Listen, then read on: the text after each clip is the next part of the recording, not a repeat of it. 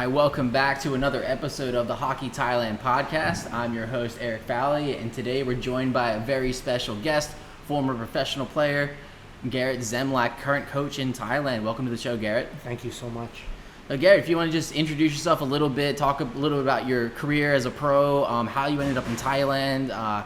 You start from the beginning. So we know you're in the WHL. You did 4 years WHL first? Yep. Well, I was originally drafted by the Calgary Hitmen out of the Saskatoon minor hockey program. I attended the Calgary Hitmen's spring and fall camps for 3 seasons. Lost the backup position to Martin Jones, who had a long NHL career. Very good goalie in his teens at the time, and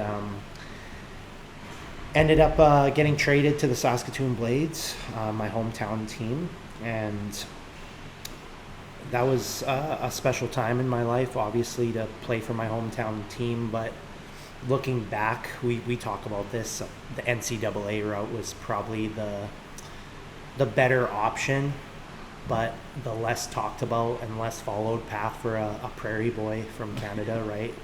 They definitely pushed the WHL on you. And that was before the rule changes, where major junior guys could go play in the NCAA after their junior career. So you have a choice to make really young, and it was a chance to play for my hometown team that I grew up watching. Even though we were kind of bottom of the league, I had a really good rookie season, and had a bad knee injury going into my 18-year-old year, and that was kind of my real first taste of, the business side of hockey, right?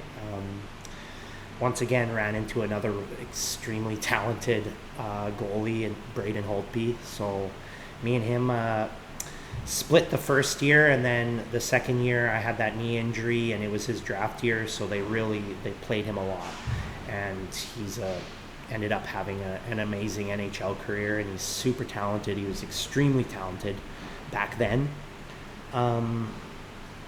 So 2 seasons with the Saskatoon Blades, then really got my starting chance with the Prince Albert Raiders up the road, and played about 100 games, started about 100 games for the Prince Albert Raiders, and was the 2010 MVP for the Raiders. So after that, ended up in the LA Kings system, and a few pretty solid years in European pro, and then a tough leg injury. So I guess you can go from there. Yeah, so it sounds like injuries just kind of took their toll and kind of derailed your career. It sounds like really early on when you're just a teenager. I think we want to bring up the point you made about it's a tough decision as they make the young kids make back then of do you want to go NCAA or do you want to go major junior? But now I think the kids have a great advantage where they can still go major junior and then go back to NCAA. I mean, you would have had so much fun in college. Absolutely. Yeah, I got better as a European pro in my 20s, like most goalies do, right? So even the best goalies in the world, usually there's kind of that magic number, 28, 29, when they really start winning championships, right? Even a guy like Marc-Andre Fleury makes the NHL at 20, first overall pick, wins a Stanley Cup at 28, right? So if you can survive it and stay injury free into your late 20s, that's, as a coach now, that's what I tell all my students. It's a marathon, not a sprint for goaltending, and you usually develop more into your mid-20s. Unfortunately, I had a pretty bad, another bad injury in PA, really bad concussion. A guy ran me from the Brandon Wheat Kings, and my first 2 seasons of pro hockey were kind of just riddled with post-concussion symptoms also. But you're young, it's your chance. You've trained your whole life to become a pro and try earn a living. So it was right kind of before the era where players would say anything also. You know what I mean? Like, it was kind of, you're young, you're a rookie, you're getting your chance in the NHL or the minors, and you kind of just keep your mouth shut because you want to keep playing and you want to keep getting paid. So looking back, I really wish I would have spoke up, because I dealt with some pretty bad post-concussion symptoms from 20 to 23. But you just, Canadian hockey player, you know, you put it all on the line and you push that stuff aside, and just a gladiator, you know what I mean? That's kind of how I approached my whole career, and how I got jobs and how I lost starting positions, right? Like, you put it all out there, and looking back, you kind of wish you would have played the marathon, not the sprint so much. But you're right, like, now these, especially goaltenders, right? Like, they can, if they're a WHL or a major junior prospect, but they're undrafted, you can play till you're 20. And if you put up any sort of numbers in the CHL, like, the NCAA is going to call, right? So 100%. Yeah, because if you're in that league, it means you've literally been like a prospect since you were 12, 13, right? So, yeah, if I could do it all again, I would have been a bit more vocal with how I was feeling after that concussion in PA, and I could go down the road. I'm going to be completely honest. Like, I think the Western Hockey League and CHL really did me dirty with that and didn't give me the help I needed. And it was pretty much the year after that there was a class action lawsuit against the entire Canadian Hockey League for players who had post-concussion symptoms from playing in that league. And I'm pretty sure my injury was the reason why all that happened, because it was pretty bad. You know, I was taken off on a stretcher. Like, you know, not many goalies get wheeled off on a stretcher in the Canadian Hockey League ice. I was unconscious for close to 6 minutes. I was playing the best hockey of my whole life at the time, and in a playoff hunt, and I shut out the Brandon Wheat Kings the game prior in Brandon. It was the first shutout in over a decade in Brandon, and almost too tough for my own good, and I was ran, and the Western Hockey League still needs to take care of me, and I'm not gonna let that go until they do. When you say PA, you mean Prince Albert, yeah, right? Prince Albert. Yeah. So I want to stay with juniors for just a little bit, because you told me a story a few days ago about how you actually outdueled Carey Price in a goaltending battle when you were in juniors. Well, I caught him right after he was MVP in the World Juniors. So he actually didn't start the game. It was probably around this time, actually, like late February or late January, early February, and he came back from the World Juniors, had that gold medal, had that MVP performance, and they started Chet Pickard, who was actually a first-round pick to Nashville, and kind of his Carey's protege. He was a really big goalie. Calvin Pickard's older brother.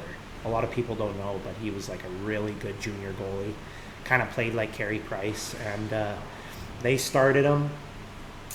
We went up 2-0 early, like within 6 minutes in Saskatoon. They put Carey in. They got a couple on me, and then my best friend from my childhood ended up being the Saskatoon Blades Iron Man. Derek Hulak won a Calder Cup in Dallas's system in Texas. He went short side on Carey Price. So technically, I'm 1-0 against one of the greatest goalies to ever live. Yeah, Carey Price is a first ballot Hall of Famer. Yeah, okay, 1-0 against. I was still in high school too, so I was pretty popular the next day at my high school. You mentioned before too about goalies developing later, and I'm going to plug the team that I support for a minute. They have a goalie right now, Brandon Bussey. He's 28, and he's got his NHL debut, and he's like 20-3 in his first game. I think that's a testament to what you're saying about goalies take some time. Exactly. I mean, it's such a cerebral position, and pedigree matters, right? So in my kind of era, if you got lucky enough to be on some good teams as a goalie and won, you jumped up pretty quick, right? And there's kind of that balance. I mean, in the Canadian scouting system, to take a goalie who's won and has that feeling of winning, or do you take the athlete who's been on a kind of like a bad team and hopefully he gets there at the right time? And that was kind of like Holtby's situation.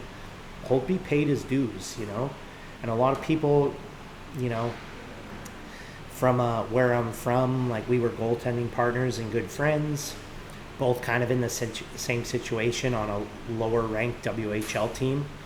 And then when we got our chance on a good pro teams, we took off. But my injury happened when I was pretty young, and Holt's a perfect example of, he paid his dues in junior and then got drafted to the right team at the right time. That was, you know, had the best goal scorer to ever live, doing his thing, like literally the best player in the world.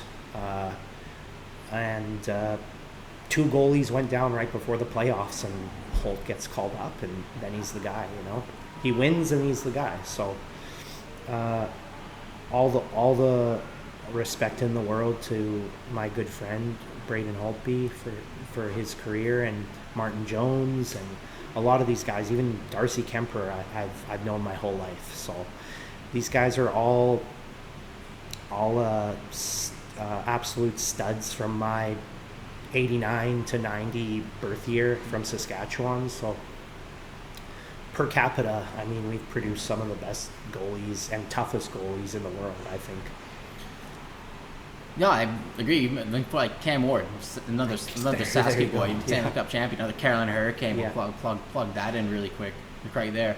I want to transition to like your pro career, especially overseas. So you played in the EIHL in England, but what I want to ask you about most is, like, you were brought into Ukraine because they were trying to get you citizenship, correct?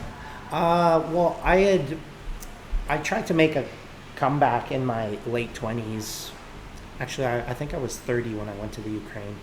I had already had my hip surgeries, and that's when I came out to Thailand and, you know, got away from old friends and really focused on my training, my jiu-jitsu and my Muay Thai, and fixed my leg pretty much. And I credit Thailand to even being able to skate and play goalie again, with just how focused I was at Phuket Top Team, one of the best MMA gyms in the world. Obviously, it took time, took almost a full winter of just slowly getting back into like training twice a day. And I missed two seasons at that point. So I'm already kind of behind the 8 ball business-wise for trying to get a pro hockey job again. But my name is Zemlak. I have a Ukrainian bloodline, and I got a chance with the top team in Kiev, HC Sokol, and they gave me a chance. And I kind of was going there with a little bit of an ankle issue also, but yeah, I had a trial with the Ukrainian national team, which was like, they were so good, so underrated, and ankle started to act up, and ended up just kind of being like a player coach on a second level team there. But I lived a year in Kiev, Ukraine, which is honestly, if everything that was happened there in the last 4 years didn't happen, I probably would have never left. It's my favorite city in the whole world. You told us, you've mentioned a story before about you were playing a game in Kiev against like mostly like Ukrainian national team players from Ukraine, but you had severe food poisoning going into the game. Oh yeah, yeah, that was brutal. That was actually just end of summer, their summer league, and I was playing against like Alexei Zhitnik, used to play for the Sabres back in the day with like Hasek. There was a couple former ex-NHL guys on that team. And that was just another just terrible timing. But the team I was on, those guys are just amazing players and characters. And I said, like, I think both our teams ended up at the same bar that night and had a good time. So unfortunately, my assistant captain on that team was actually killed in action in car crash. Oh, really? Yeah, so Alex, rest in peace. So just shows you, these guys, if I could, I would get them all into Thai hockey, but they literally aren't allowed to leave the country. So I have a couple players there that I've really, really tried to get out here because I know just their skating ability and stuff, they could just be coaches so fast. And but unfortunately, it's like men are not allowed to leave that country right now. No, it's a really unfortunate situation happening there. It sounds like if the war didn't break out, you would probably still be in Kiev and for sure, either coaching or playing in like the league there, which is a really unfortunate thing that's happened in there.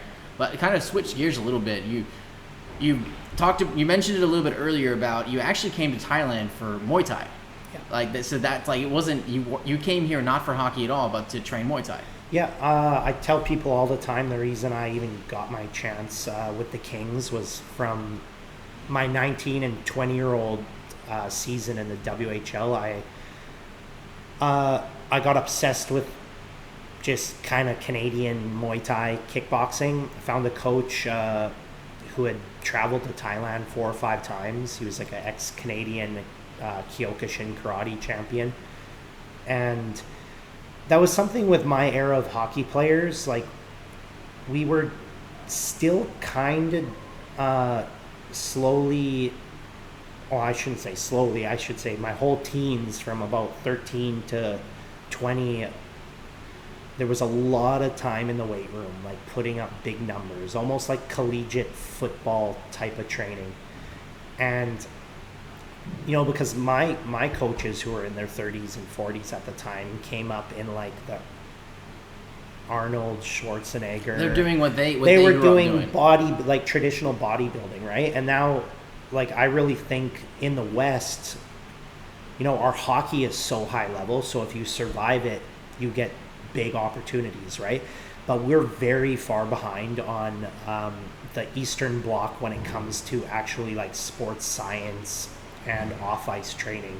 And so the Russians, and the Eastern Bloc type players, they're decades ahead of us as far as developing athletes away from the ice. So after that 18-year-old season in the dub, I put on a lot of muscle. I showed up at camp like I looked like just an animal for training camp, but then I had this really slow start, then the knee injury, and then because I was just so big and strong, it took longer for the knee to heal. And I just said I kind of need my own thing that no one else is doing. So that's when I got into the Muay Thai as much as I could. I would go to my hockey specific lifting group with like the Shen brothers and Michael Garnett and all these guys from Saskatchewan who are NHL prospects. And then I would eat lunch and go right to a 2-hour Muay Thai class. And then I just had this like spectacular last year at junior, and I really credit the Muay Thai. So I always said if I could ever actually get to Thailand to train real Muay Thai someday, I would. And then the injury happened, and you have a hip surgery, and I'm only 20. I'm only 24 or 5 at the time, so I'm still a really hungry athlete. But I'm doing all this intense physiotherapy to try to get my career back, and then I'm worried about slipping on the ice going to my car, right? So I told my family after the second surgery, it's like I'll do the initial 6 weeks of physiotherapy here, but then I'm going to a warm climate, and Phuket is just one of the best places in the whole world for the fitness culture and martial arts culture. And I got in the sand and moved around and did my physiotherapy in Phuket, Thailand. So Did it honestly speed rushed the process. But at that time, I had missed 2 seasons, and it's just the reality with pro sports. Like if you're playing at the pro AA level and up, you can't get hurt, you know. So even though I was only 25, 26, it's really easy to look up your hockey elite prospects page, and just like I played 60, I think I started 69 games my last year junior in the dub, and I'm sure there was a goalie who started around the same amount who didn't have 2 hip surgeries. So it's a meat market, and it's something I still have faith that I could make a comeback and play again, but you know, every year that goes by, you have to slowly transition into a serious coaching role. Well, like I think Muay Thai was such a great thing for, I think, any goalie I think should be doing it, because there's so much just like hip flexibility that goes involved in Muay Thai that I think can do really good things for them. But go back to what you said, 69 games is a fuckload of games, man. Oh yeah. They don't do that anymore. They don't do that anymore. And then I ended up in Charlotte with the Charlotte Checkers, played 5 games there. Then I ended up at King's Development Camp, which was the toughest 10 days of my entire life. And then rookie and main camp. And then I think I started around 46 games my first year in the ECHL. So like we're pushing like 130 some games, not practices and weight room sessions and everything else and travel in between, right? So I played a lot of hockey in my early 20s. Definitely, for sure. That playing almost 70 games a season is a crazy. Like, the goalies, they just don't do that anymore. Yeah, like sure. Even like the NHL team, they're doing more the 1A, 1B. They're not having the workhorse anymore. Like I remember when I was a kid growing up I'm from Charlotte, so I actually just missed being able to see you play, because I think you were there when I was already in university, so I wasn't in Charlotte anymore. But like in the early, when I first moved to the U.S., like with the goalie the Hurricanes had was Archer Zerbe. He was playing like 75 games a season, and he's only like 5'6". It's just absolutely insane that he was doing that at that time. That's a lot of hockey to play. Yeah, and goalies then were playing actually a much more. I mean, they could play more because they weren't jamming their skate blade into the post as much as goalies do now with the RVH position, and a lot of. Kind of, I mean, that's a whole other topic, right? But we just saw one of the best goalies in the entire world give up a goal in the most important game in history at the time. Couldn't get post to post. Well, he went post to post, and his skate hit the post, and then he bounced off it, and McKinnon's shot goes in, right? So, not only is that position turning NHL goalies into the NFL running back of sports. They have 4 or 5 years before they start having hip and knee issues. I think that's why they limit them now, though. Thatcher Demko, same reason. Best RVH goalie on the planet, has played 25 games in the last 3 years. Can you explain RVH? RVH is when a goalie's foot is inside of the post, and they drop that inside knee down, and they kind of are leaning onto the one hip against the post. And it was a coaching technique that got implemented about 7 to 8 years ago, and it's really it's destroyed a lot of goalies' careers early, because it's just a very strange position for your hips to be in, but it feels safe, you know what I mean, because you're in the crease. The game is a lot of like east-west now more, so, but it's being overtaught and for young overplays, kids. And for young kids especially. Like how we started the podcast, right? To reach your potential as a goalie, you have to play after 25. So if your hips are destroyed before 25, my injury actually wasn't hockey related, and might be for another time for that one. That'd be another time, but it was an unfortunate bad luck event, and I could have died. But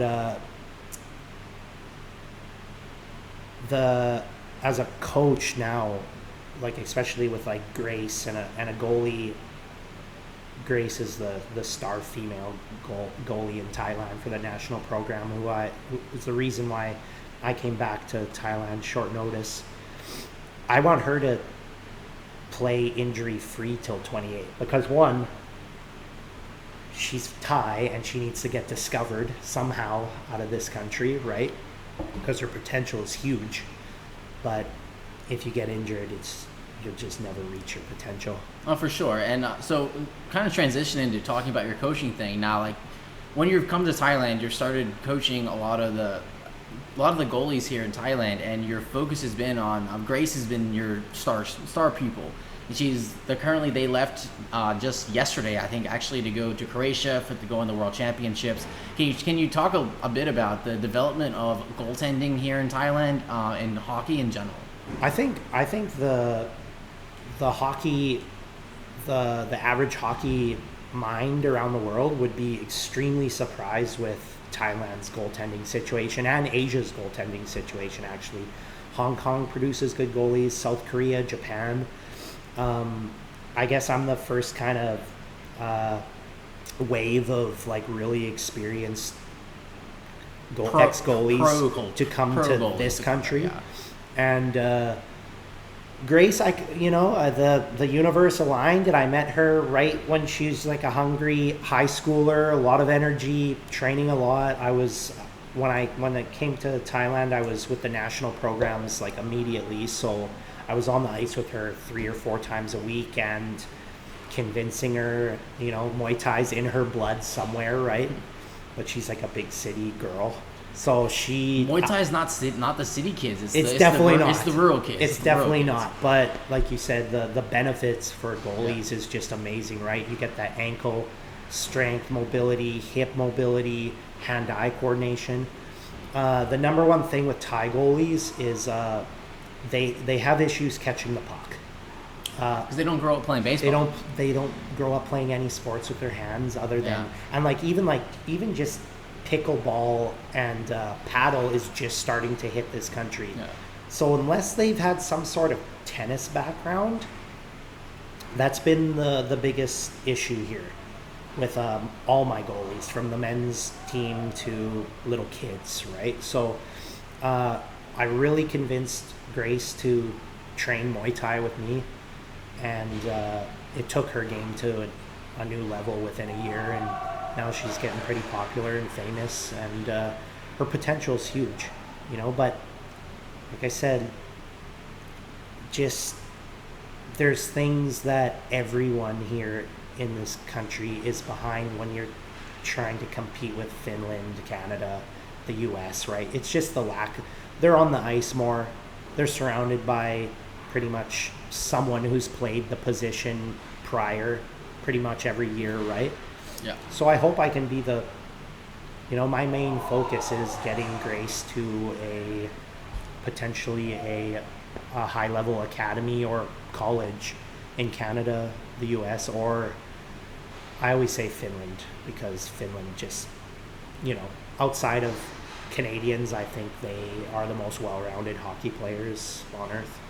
The Finns have a great system. They develop two-way hockey players. They have a great history in goalie development too. Like I think them and the Russians right now are developing the best goalies in the world. In my opinion. For sure. The Finns have such a.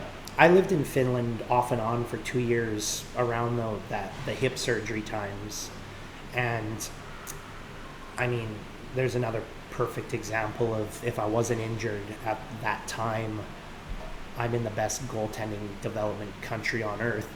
And there's just something with the way they're very they have a very open mind when it comes to that position. They're into martial arts. They have a jiu-jitsu background. There's very good I don't know what they actually called their kickboxing style there, but I'm not sure either. They're everything goes. They're very stoic mind, which you need for goaltending, right? There's a famous word in Finnish called sisu. It's just like unwavering resilience, right? So that's so that's a perfect word to what it takes to be a goalie, right? You just have to you have to know, and the family needs to know that bare minimum you have to get puck shot at your head for a decade before anyone even discovers you. A lot of goaltending is upstairs too. You know, 100%. like how many guys are incredibly skilled that if you don't have it upstairs, you know, goals are going to happen on you. But if you can't shake it off, man, like for sure, you got to be able to shake it off. That's the most beautiful part about the position. It's like there's always going to be another shot coming, right? Yeah. So you have to have this kind of goldfish memory. It's like it went in, whatever. And to be honest, like that's what I know now as a coach. Like I wasn't like that. Like I could have a flashback to every important goal after midget AAA hockey that was ever scored on me, you know? So I definitely had that Sisu type mindset, and I had a really intense work ethic.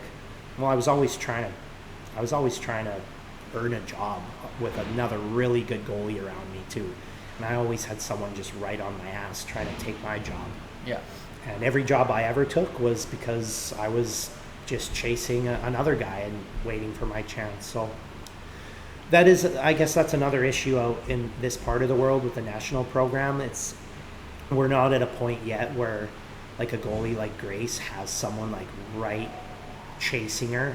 So it's very important that she bare minimum starts to go and do some goaltending camps or seminars or at least showcases to try get discovered so she can just be on the ice like as much as possible without relying on me to come to Thailand and train her. People need to understand with like hockey in non-traditional hockey countries, if you're trying to be serious about it, you have to leave. 100%. I mean, this country, like it's my favorite country in the whole world, and then we have the resources here. I think like people who haven't visited Thailand would think, no way, they have a super organized national program, and there's a bunch of hockey there and beautiful arenas, but we do, and I guess that's all. Might lead into the next question. Yeah, about, it is going to. Let's talk about the national program a little bit. You were involved with the national program previously, and it's caught fire in the Thai news recently about the word. I don't want to call it outward corruption, but it was corruption. It was underreporting of funds. There was funds that were allocated for, but then they weren't put to where they were supposed to go. Yeah, and it's the biggest heartbreak about all that is that it affects the players. The players suffering is the players suffering, right? So there was supposed to be a big U18 tournament here in Bangkok, and not only Thai players aren't able to compete in it now, but I think 4 other countries, Bosnia, some other European countries that have good programs. They don't get to come to this beautiful part of the world, an amazing city, and showcase themselves. And as a coach out here, you want your own. Obviously, I want to build something great out here so I can always come here and have an income and skip a winter. But the most important thing is telling the top students that if they really want to reach their potential, that they might have to leave as of right now. They don't want to hopefully things change to a point where the players get more of their own kind of funding and things get organized a little bit better, and it just keeps actually developing the way it should be with these type of facilities. And there's money here. Like it should be, these kids should be taken care of, and they haven't been. And then I could say, I could go on about the coaching staff, but at some point, I think as a coach, like I'm gonna earn a bunch of money as a coach someday, somewhere. I know that's kind of my path, and I have the experience, but I'm more worried about these kids reaching their potential in their short window they have. Especially, you start getting into your late teens, like there's some really high-level hockey prospects around the world that are 18, 19, 20. So if you're not discovered by then, it's going to be tough. No, definitely for sure. A player like Jade is a perfect example of Jade, that, right? Like a hat trick in the gold medal, golden goal, 6'3", just honestly like a Thai hockey prodigy. But he needs to leave. He needs to get discovered, and he needs eyes on him, and he needs to believe that the coaches who see something in him know what they're talking about. And it comes down to parents' decision too to let your kid fly across the world. But he is half German, so Germany would be a great option. He has to get there soon. He won't take an import spot there. That's a great opportunity. I mean, like, we've had Thai players like Hideki Nagayama was one of the first Thai players to leave Thailand, and he went over to Canada first. Hideki's not very big. He had trouble with the physicality. He ended up in Europe with another guy we play with, Robin, helped him get set up there. And the problem is, if you're an import, the teams there expect you to be the best player on the team. For sure. But if he can get a German passport. He's not gonna have to go through the import process. For sure, yeah. Jade bare minimum has to get to the third league in Germany by 21. He's 17 now, I think, right? Yeah. It's actually funny. I think he should get to Canada first, and then at bare minimum go to a couple junior A camps, just to really like see other peers his age and how hard everyone's training. Because 20, like I said, and every athlete develops in their 20s. So if you're surrounded by kind of older pros from 20 to 25, like, he'll be all right in Europe, I think. But for NHL eyes to be on you, you gotta be playing Canadian junior by 19 minimum and have an incredible season. You mean like, right? major junior, not just like... Well, I mean, players are getting discovered out of junior A in Canada, for sure. I guess a lot of them were going the college route. And then they go to the college route, and it's more of a long-term investment, but you have to get to Canadian junior A minimum, whether that's I would say the USHL is kind of just under that, right? The USHL is below. The USHL, I would say, is below major junior. I would say the USHL is probably on par with like the AJ. Yeah, for sure. Like AJ or Manitoba Junior type stuff. Like maybe not BC or... No, I think BC's a little higher, I think. Yeah, Alberta's I think like pretty good. The OJ too, like the Ontario one, I think it's on par with I think it's on par with that. It's funny you brought up Jade. Before we came on today, Jade's first ever coach, Josh Sherman, messaged me. He's like, I'll talk about Jade's golden goal on the podcast. And I thought that was really funny that you brought him up. I've been on the ice with Jade a few times, and I do a lot of just like shootout mini games with him and stuff, and he's extremely creative, and he just has that reach and size. And I mean, we do have to get him in the weight room, maybe not too much, but I think you're always you're as good as who you play with also, right? Yeah. So you're not going to get better playing with people who are worse than you. I think Jade, if he went to a junior A camp, and do you think he makes it? I think on a mid-level team, if he has a good camp and he's confident and he's throwing his body around a little bit, you put him on any junior A team with guys who can pass and skate, and he can skate with anyone. He can pass and skate for sure. Yeah, it's like his numbers will go up if he has people who hit his tape every time, right? For sure. That's just mandatory in junior A. Well, if you're not hitting tape, you're getting cut. Yeah, you're done. But he can do it. Like, so the player we're talking about, Jade, he made his senior team debut at SEA Games. I thought he had a great SEA Games as well. The thing with Jade is, I think that's going to be in his favor if he wants to go overseas. Is, as far as Thais are concerned, he has the size. He's 6'1". Yeah. Which for Thais, that's unusual. A bit more, actually. You think so? Yeah, like, he's only 17. He's probably gonna keep growing. For sure. And historically, the Thais, or the problem is that without the size, and it wasn't until some of the Lukrung Thais came over with Patrick's and Ken's, they actually put some size in the team. But I think with him, he's still young enough. He's got the size, and it's just you have to leave. If you want to go. But For sure. I'm thinking though, if there's ever going to be a fully Thai trained player that makes it in pro hockey, I think it probably would end up being a goalie. You don't need as much of that on ice, like playing against other people's development that a goalie can get anywhere in the world. For sure. Goalies can come from countries that literally are like war stricken. Look like at you talk about look at Latvia. Yeah, Latvia's got like 4 goalies in the NHL. Like, yeah, I think Arches Urbe literally like escaped like Czechoslovakia, Latvia conflict. You know what I mean? Like a goalie can come from anywhere, but pedigree and games played matters. You know, so like a goalie like Haya or Grace, you know, naturally talented, big athletes, right? Tough one. Like Haya, I think Haya's incredibly skilled. I think Haya would have a hard time overseas. Yeah. Just personality wise, of course. But you know, he's a gamer too, yeah, and he's a big boy, right? So it's like, as a goalie too, it's like you're as good as who you're on the ice with too, you know. Yeah. So I'll be the first to say the easiest hockey I ever played was LA Kings main camp. Because all I have to worry about is that shot coming off the stick, because I have Willie Mitchell backdoor taking care of who's ever there. I don't even have to look.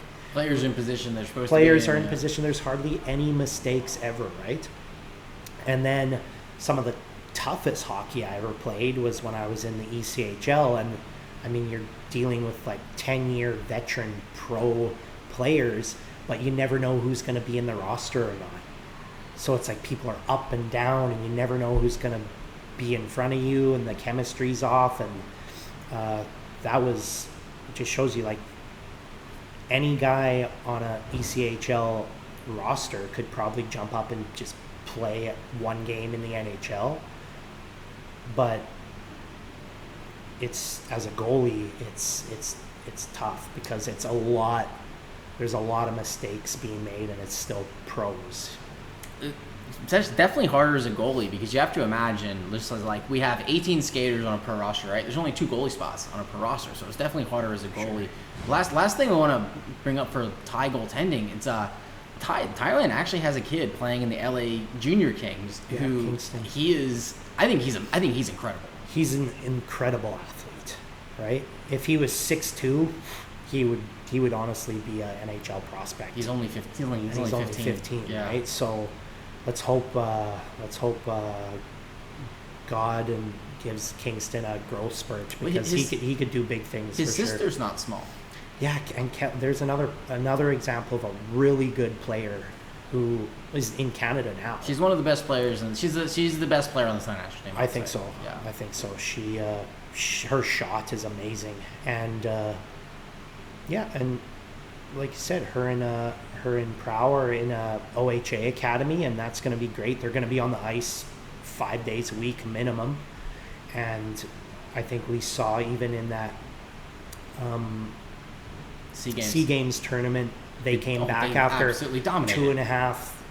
2.5 months in Canada. They were like totally different athletes, right? So they dominated. It wasn't even. It like kind of wasn't fair at times when they were on the ice together. Like, perfect example of just having to, you know, take that leap of faith and go get to a real hockey nation, and just said they're being pushed every day just because everyone around them is so good.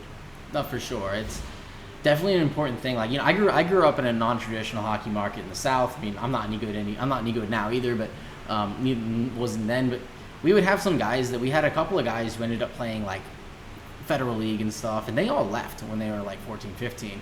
Sure. But the last thing I want to get from you, Garret, before we sign off for the day, it's we're right ahead of the Canada-USA gold medal game tonight. What's your prediction for the score? 4-2 Canada. 4-2 Canada. I'm going. I'm hoping Sid's in the lineup. I hope as an American, I hope he's in the lineup too, because I want us to beat them with him in the lineup. I'm saying 4-2 USA. 1 goal's an empty netter. Same thing. I'm hoping Sid gets the empty netter. You know, just I think they'll save him for the right time, and it's going to be a super close game. I I mean, I don't want to play a pissed off Austin Matthews, right? and we are. That guy's been having the media's been all over him in Canada this year. Right? I think he's saving himself for this game. So, I mean, the teams are. I mean, we got $1 billion on the ice, right, from both teams. This is the best we could have hoped for the Olympic finals, USA Canada. I think what it really comes down to is you get off the bus with the better goalie, and it's just one night. And both of these goalies are literally, we have NHL MVP versus a guy who just seems to win at every level. Something happens to Binnington when he puts on Team Canada jersey. I swear, something happens to him. He's one of my favorite goalies ever. But I'm hoping a 2-2 game, the whole game, and then maybe a late one, and then Sid gets the empty netter. That's my. I also wouldn't hate that. I want the USA to win. I'm thinking that's why I'm going the other direction on that 4-2 score. But put in the bow on a fucking Hall of Fame legendary career with him scoring like the insurance goal, and that would be him if he's injury, that would be everything, right? Yeah. Well, remember the time where they thought he was going to be done when he was like in his like mid-20s. They're like his concussions are going to ruin him. But we're at the big game tonight. We're going to be all there watching it tonight. We're going to thank Garret so much for coming on the show today. One of the best hockey minds in Thailand. He's one of the